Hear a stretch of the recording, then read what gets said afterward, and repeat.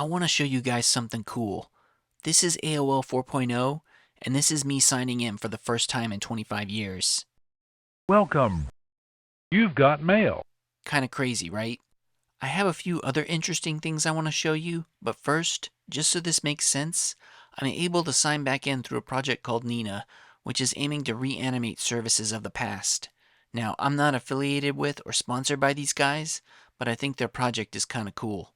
One reason for this is because I learned to program by making apps for AOL back in the late 90s. There used to be this huge community of programmers that would write apps that would augment AOL in various ways, usually to add additional features. Probably the most famous programmer to come out of this scene was Mark Zuckerberg. You can actually see one of the apps he wrote for AOL right here. It's a program for sending color faded text to various parts of AOL. Here you can see me using it to send messages to a chat room. This may actually be the first program he ever publicly released. I had previously tried to get this app to run back in 2013, but I was unsuccessful since it requires you to be signed into AOL for it to load. He also wrote another app called Zuckfader, which is a color fader that focused on instant messages. As you can see, it's basically the same thing but slightly nicer.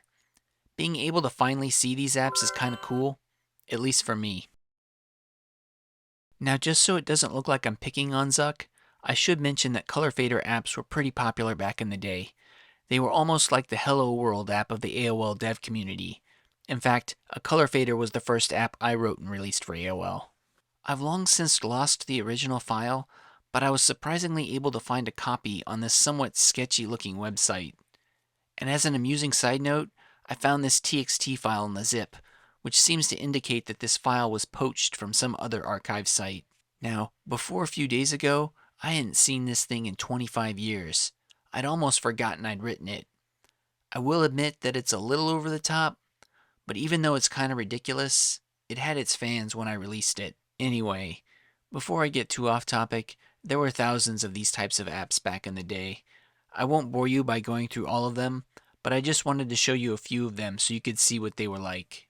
As an interesting side note, I was told by one of the Nina project members that some of the younger members of their community were writing new programs for AOL 4.0, which kind of blows my mind.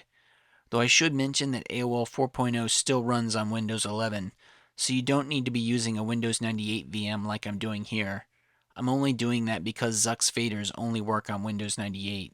Also, I should mention that Nina's work with the AOL 4.0 client is still in an alpha stage, and is limited to their supporters, though the AIM service they provide is freely available to everyone.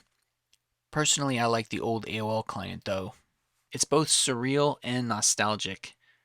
There's probably a lot more to say on this, but I'll leave it for another time. If you're interested in this project, I'll put a link in the description. Anyway, I thought this was cool and I wanted to do a quick video on it. I hope you found this trip back to the past interesting. Thank you for watching.